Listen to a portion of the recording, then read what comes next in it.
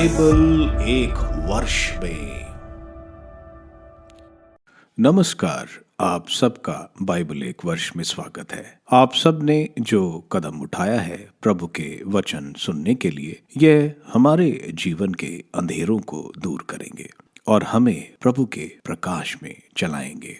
आज हम राजाओं के पहले ग्रंथ का अध्याय 13-14, पहले इतिहास ग्रंथ का अध्याय 14 और प्रवक्ता ग्रंथ का अध्याय 24 सुनेंगे। प्रभु का वचन सुनने से पहले आइए हम ईश्वर से प्रार्थना करें। हे प्रभु, हम आपका वचन सुनने वाले हैं।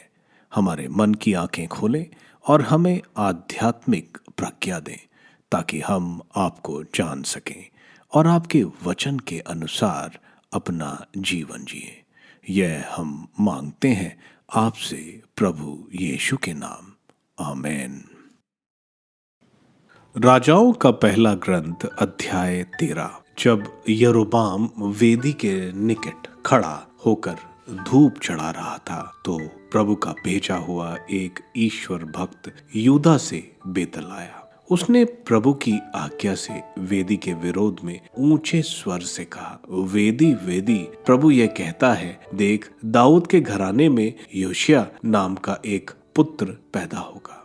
वह तुझ पर पहाड़ी पूजा स्थानों के उन याजकों की बलि चढ़ाएगा जो तुझ पर धूप चढ़ाते थे। तुझ पर मनुष्यों की हड्डियां जलाई जाएंगी। ईश्वर भक्त ने उसी दिन यह कहते हुए एक चिन्ह दिया। प्रभु का बताया हुआ चिन्ह यह है, देखो, वेदी फूट जाएगी, उस पर रखी हुई चर्बी फैल जाएगी। जब राजा ने ये शब्द सुने तो उस ईश्वर भक्त ने बेतल की वेदी के विरुद्ध कहे थे, तो यरोबाम ने वेदी के निकट से हाथ उठाकर संकेत करते हुए आज्ञा दी, उसे पकड़ लो। लेकिन वह हाथ अकड़ गया जिसे उनसे उसके विरुद्ध बढ़ाया और वह उसे अपनी ओर नहीं मोड़ सका। वेदी फट गई और वेदी पर रखी हुई चर्बी फैल गई, जैसा प्रभु की आज्ञा से प्रेरित ईश्वर भक्त ने संकेत दिया था। अब राजा ईश्वर भक्त से निवेदन करने लगा, प्रभु, अपने ईश्वर को शांत करो, मेरे लिए प्रार्थना करो, जिससे मेरा हाथ फिर पहले जैसे हो जाए। इस पर ईश्वर भक्त ने प्रभु से प्रार्थना की और राजा का हाथ अच्छा हो गया।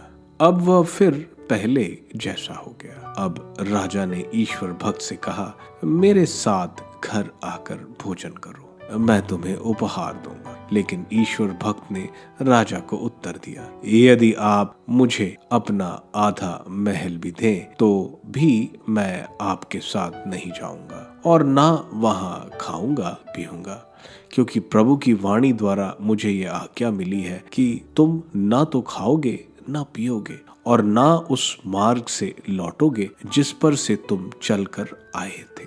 इसके बाद वह दूसरे मार्ग से चला गया। वह जिस मार्ग से बेतल आया था उससे नहीं लौटा। ईश्वर भक्त और बेतल का नबी। बेतल में एक बूढ़ा नबी रहता था। उसके बेटों ने घर लौटकर उसे वह सब बताया जो ईश्वर भक्त ने उस दिन बेतल में किया और राजा से कहा था। जब उन्होंने अपने पिता को इस प्रकार बताया तब उनके पिता ने उनसे पूछा, वह किस रास्ते से गया है? पुत्रों ने उसे यूदा से आए ईश्वर भक्त के जाने का मार्ग बताया। इस पर उसने अपने पुत्रों को आज्ञा दी, मेरे लिए गधा कसो। गधे के कसे जाने पर वह उस पर सवार हुआ और ईश्वर भक्त के पीछे चल पड़ा। उसने उसे बलूत वृक्ष के नीचे बैठा पाया। वह उससे पूछने लगा, क्या यूदा से आए ईश्वर भक्त तुम ही हो? उसने उत्तर दिया, हाँ, मैं ही हूँ।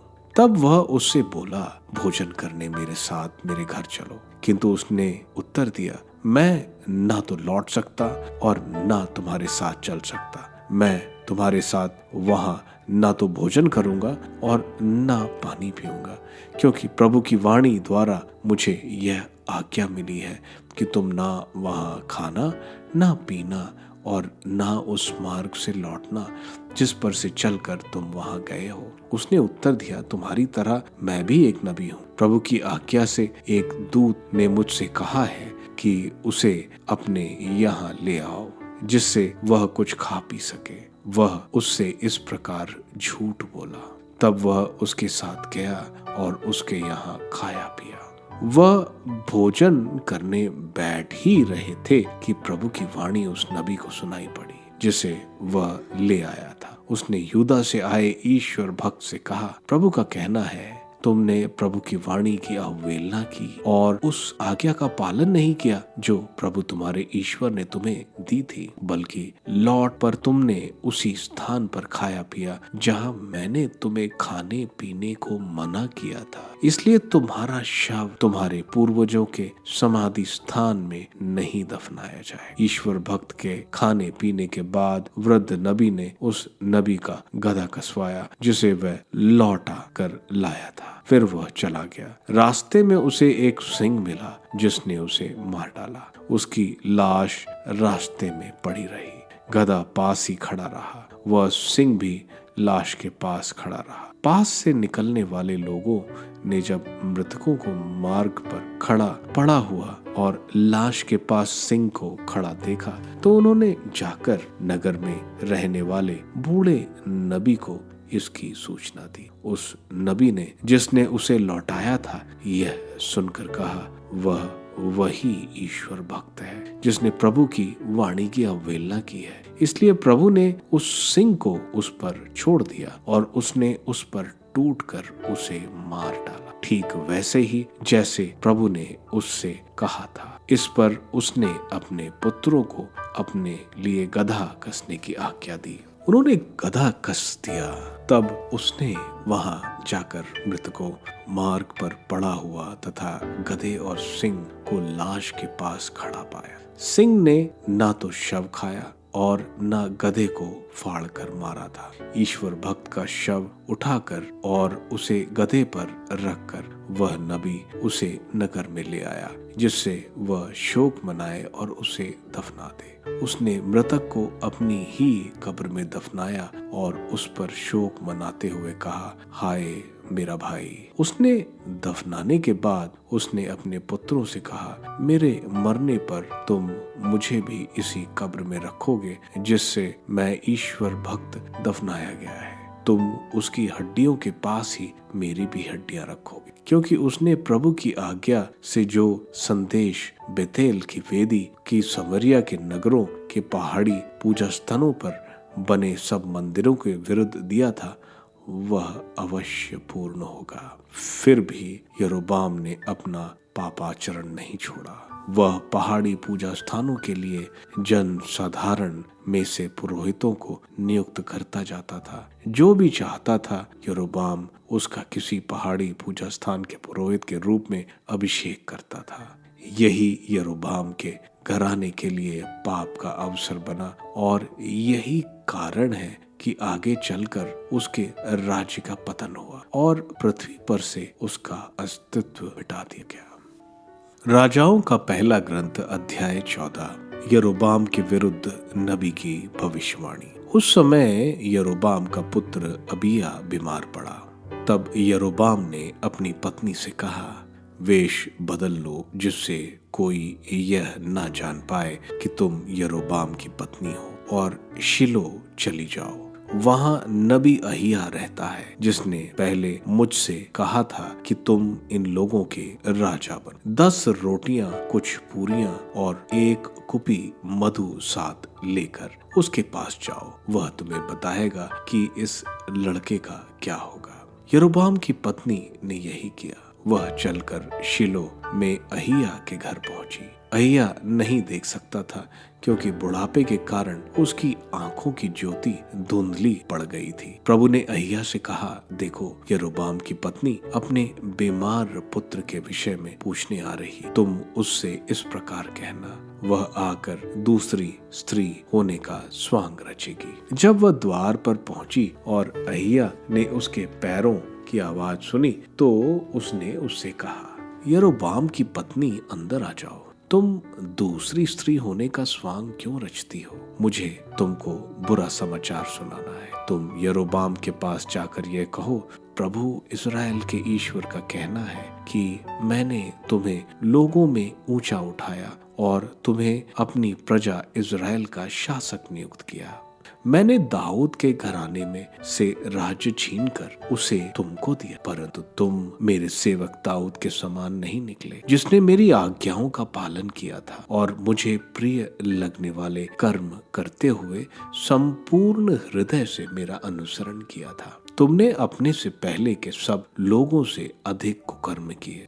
तुमने अपने लिए अन्य देवता ढली मूर्तियां बनवाई। तुमने मुझे अप्रसन्न किया और मुझे त्याग दिया। इसलिए मैं यरोबाम के घराने पर विपत्तियां ढाऊंगा और इज़राइल से सब पुरुषों को, चाहे वो स्वतंत्र हो या दास, नष्ट करूंगा। मैं यरोबाम के घराने पर वैसे ही भस्म कर डालूंगा जैसे कोई कंडे को जलाकर राख कर देता है। यरोबाम के घराने का जो कोई नगर में मरेगा उसे कुत्ते खा जाए, और जो खुले मैदान में मरेगा उसे आकाश के पक्षी नोच कर खाए। यह प्रभु की वाणी है।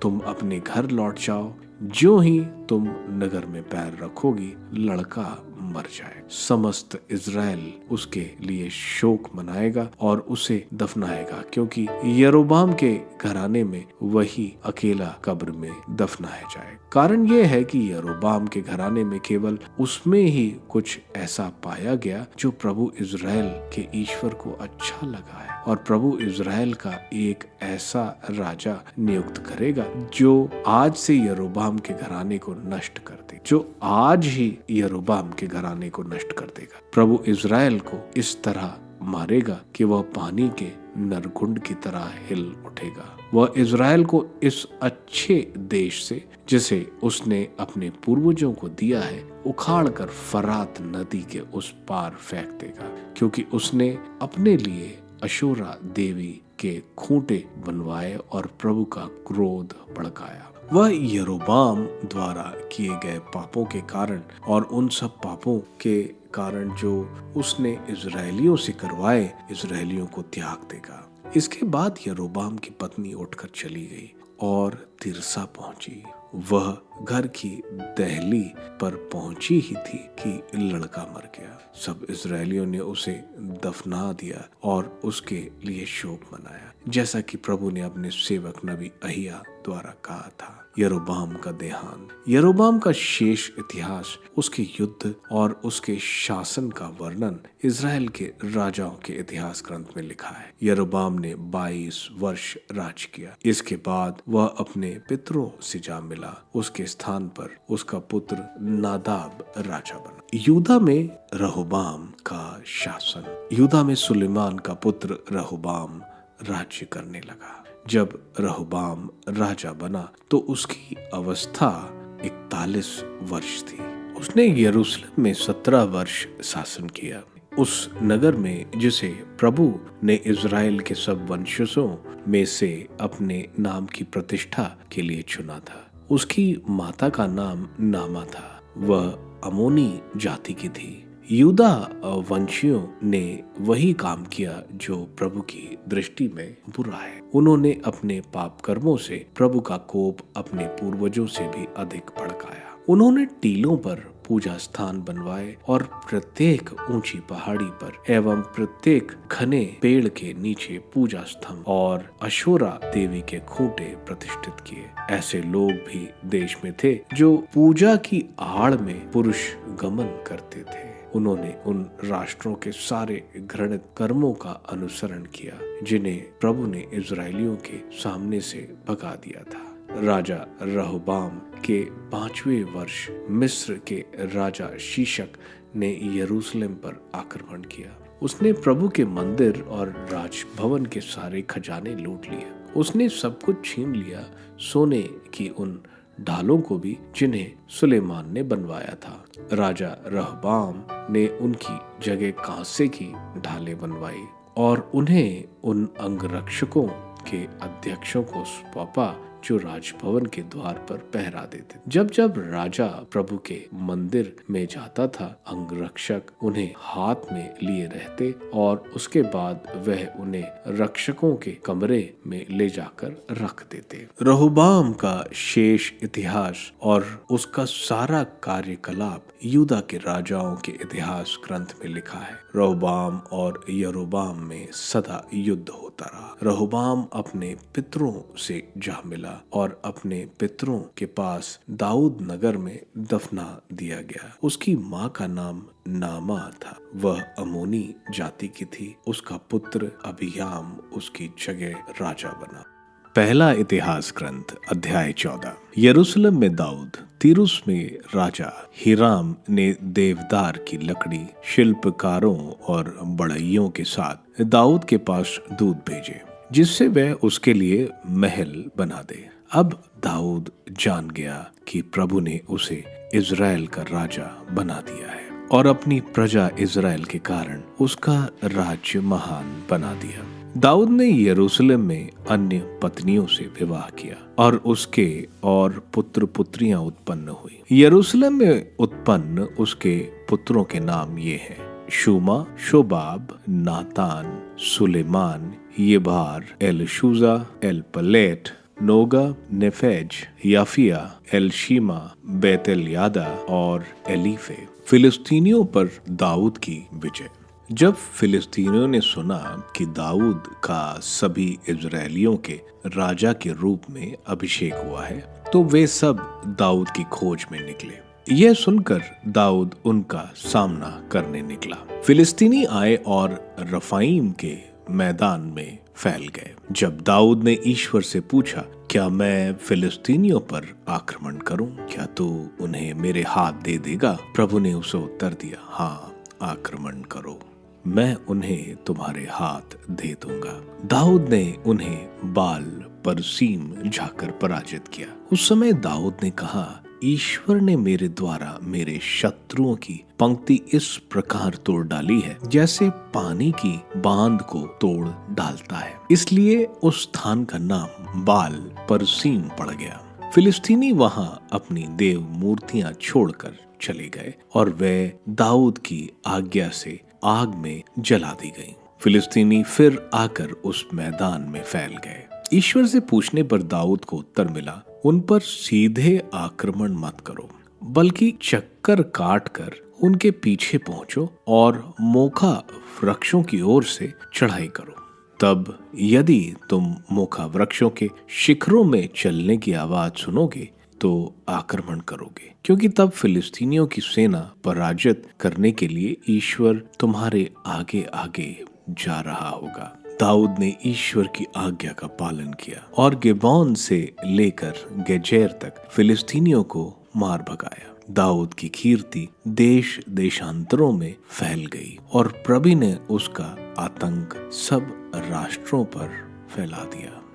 प्रवक्ता ग्रंथ अध्याय 24। प्रज्ञा की आत्मश्लाघा। प्रज्ञा अपनी ही प्रशंसा कर रही है। वह अपने लोगों के बीच अपना ही गुणगान करती है। वह सर्वोच्च की सभा में बोलती है और उसके सामर्थ के सामने अपना यश गाती। वह उसकी प्रजा के बीच गौरवान्वित और संतों की सभा में प्रशंसित है। वह चुने हुए लोगों के बीच अपनी स्तुति करती और वह कहते हुए अपने को धन्य कहती है। मैं प्रभु के मुख से निकली, सबसे पहले मेरी सृष्टि हुई। मैं अखंड ज्योति के रूप में आकाश में प्रकट हुई और मैंने कोहरे की तरह समस्त पृथ्वी को ढक लिया। मैंने ऊंचे आकाश में डेरा डाला। मेरा सिंहासन बादल का खंभा था। मैंने अकेले ही आकाश मंडल का चक्कर लगाया और महागर्त की गहराई का भ्रमण किया। मुझे समुद्र की लहरों पर, समस्त पृथ्वी पर, सभी प्रजातियों और राष्ट्रों पर अधिकार मिला। मैं उन सब में विश्राम का स्थान ढूंढती रही। मैं किसके यहाँ निवास करूं? तब विश्व के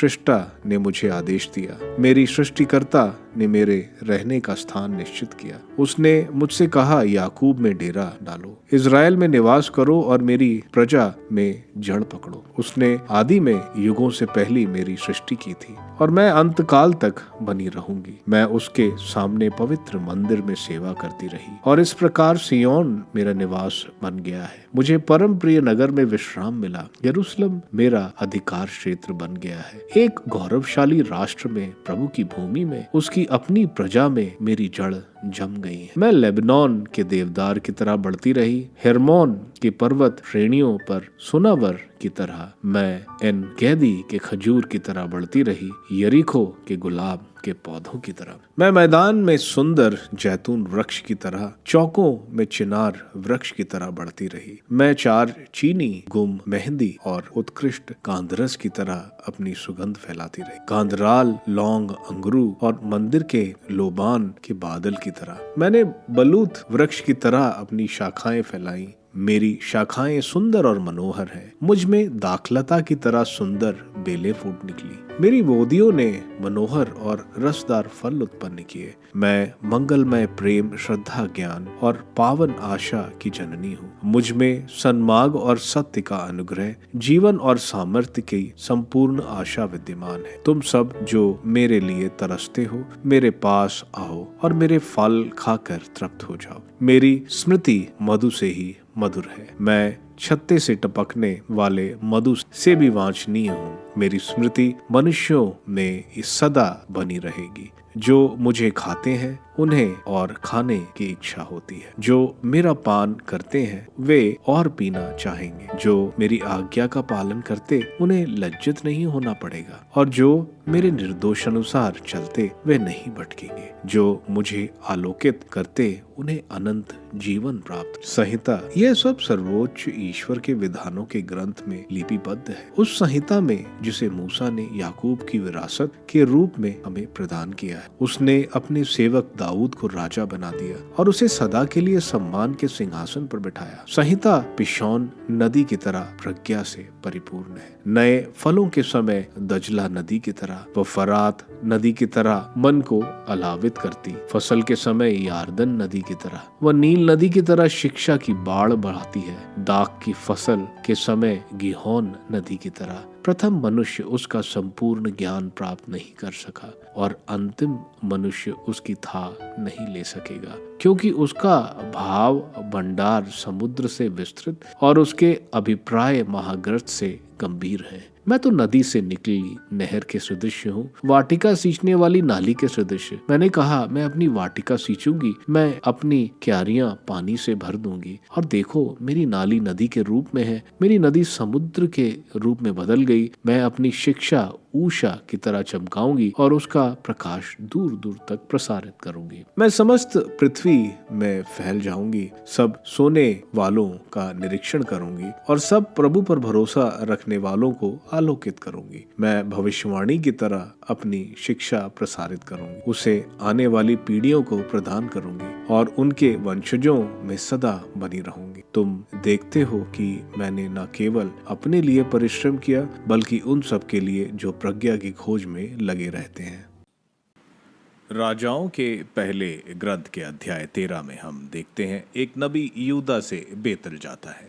वहाँ यरोबियम, जिसने सोने का बछड़ा बनाया था और ईश्वर की आज्ञाओं के विरुद्ध लोगों को मूर्ति पूजा कराता है, नबी उसको बोलता है कि यह कलंकित वेदी योशुआ, जो यहूदा का राजा होगा, वह तोड़ देगा और झूठे पुरोहितों को मार देगा और उनकी अस्थियों को निकालकर इस बलिवेदी पर जला देगा, ताकि यह बलिवेदी दूषित हो जाएगी और कभी इस्तेमाल में नहीं लाई जाएगी। हम देखते हैं बलिवेदी वहाँ टूट जाती है, और जब यरोबियम नबी को पकड़ने का आदेश देता है तो उसके हाथ में लकवा हो जाता है। हम देखते हैं यरोबियम के विनती पर भी नबी वहाँ रुकता नहीं। आगे हम देखते हैं उस नबी को एक दूसरा नबी जो बूढ़ा था उसको बोलता है कि वह उसके घर पर चले, भोजन करे और चला जाए। इस पर हम देखते हैं यहूदा का ये नबी उसको बोलता है कि ईश्वर की वाणी ने उसको बोला है कि वो वहाँ से कुछ भी खाए पिए नहीं और दूसरे रास्ते से वापस आए। हम देखते हैं यह बूढ़ा नबी शायद चाहता था कि यह यहूदा का नबी उसको आगे आने वाले समय के बारे में बताए। इसलिए वह यूदा के नबी को झूठ बोलता है कि उसको स्वर्गदूत ने बताया कि उसको घर लाओ और खिलाओ और पिलाओ। यह यूदा का नबी उसकी बात मान लेता है और हम देखते हैं कि यूदा के नबी को सिंह मार देता है। हम देखते हैं नबी ने ईश्वर ने उससे जो कहा था उसको, मनुष्य ने जो कहा उसको मान लेता है। ऐसा ही हमारे जीवन में भी होता है। हमें जो ईश्वर वचन देते हैं हम उसको नहीं मानते, बल्कि जो मनुष्य बोलते हैं उसको सुनते हैं। ईश्वर का वचन बदलता नहीं, इसलिए हमें यह गलती नहीं करनी चाहिए। यरोबियम जिसको ईश्वर ने चुना, जिसका हाथ लकवा मार गया था, वह इस पर भी पश्चाताप नहीं करता। वह अपनी बनाई वेदी के लिए किसी को भी पुजारी नियुक्त कर लेता है। वह क्षमा नहीं मांगता, बल्कि अपने घृणित पूजा आरंभ रखता है। अध्याय 14 में हम देखते हैं यरोबियम का बेटा बीमार होता है। वह अपनी पत्नी को अहीजा के पास शीलो में भेजता है। शीलो 10 मील दूर था, बेतल से उत्तर में। हम देखते हैं जब यरोबियम की पत्नी अहीजा नबी के पास पहुंचती है, जो ठीक से देख नहीं पाता है। वह यरोबियम की पत्नी को बताता है कि उसका बेटा मर जाएगा और ईश्वर बताते हैं कि यरोबियम का पूरा परिवार मार दिया जाएगा। जो बादशाह 909 बीसी में यरोबियम के पूरे परिवार को खत्म कर देंगे, जैसे कि राजाओं के पहले ग्रंथ अध्याय 15 वचन 27 से 30 में लिखा है। यह दंड यरोबियम को इसलिए दिया गया क्योंकि यरोबियम ने लोगों को ईश्वर की आराधना करने से रोका, 2 सोने के बछड़े बना के। इज़राइलियों को भी ईश्वर इसकी सजा देंगे जब उसको इस देश से निर्वासित यानी एग्जाइल में ले जाएंगे, जो 722 बीसी में होगा। आगे हम रेहोबियम जो यूदा का राजा था उसको देखते हैं। रेहोबियम की माँ एक अम्मोनी थी जिसने सोलोमन को ईश्वर से दूर किया था। रेहोबियम के समय में हम देखते हैं लोग घृणित पूजा देवताओं को चढ़ाते थे। इससे ईश्वर क्रोधित होते हैं। हम देखते हैं मिस्र की राजकुमारी से सोलोमन ने शादी की थी ताकि मिस्र इज़राइल पर आक्रमण न करे, लेकिन हम देखते हैं मिस्र यरूशलेम के मंदिर का सारा सोना और कीमती चीज ले जाते हैं। रेहोबियम मंदिर में तांबे के ढाल लगाता है सोने के बदले, क्योंकि मिस्र को यूदा को काफी पैसा देना पड़ता था और आर्थिक स्थिति काफी खराब थी। पहले इतिहास ग्रंथ के अध्याय 14 में हम दाऊद को पूरे इज़राइल का राजा बनना देखते हैं और फिलिस्तीनी जो एक सुपर पावर थे दाऊद से लड़ने आते हैं। हम देखते हैं 2 बार युद्ध होता है, दोनों बार दाऊद ईश्वर से पूछकर लड़ता है और विजय प्राप्त करता है और फिलिस्तीनियों को अपना दास बनाता है। प्रवक्ता ग्रंथ का अध्याय 24 प्रज्ञा की प्रशंसा का अध्याय है, जिसको बेनसिरा ने ग्रंथ के मध्य में रखा है। बताया जा रहा है प्रज्ञा सबसे पहले ईश्वर ने बनाई थी। प्रज्ञा यरूशलेम के मंदिर टोरा में निवास करती है। यह अध्याय हमारा प्रज्ञा की तरफ आदर और उसको ग्रहण करने के लालायित करता है। आप सबको धन्यवाद ईश्वर के वचन सुनने के लिए। मैं आपसे विनती करता हूं कि आप बाइबल एक वर्ष में को दूसरों के साथ शेयर करें, क्योंकि प्रभु का वचन स्वयं प्रभु यीशु है। प्रभु को दूसरों को देने वालों को प्रभु की आशीष जरूर मिलेगी। मैं आप सबका बड़ी बेसब्री से कल इंतजार करूंगा। धन्यवाद।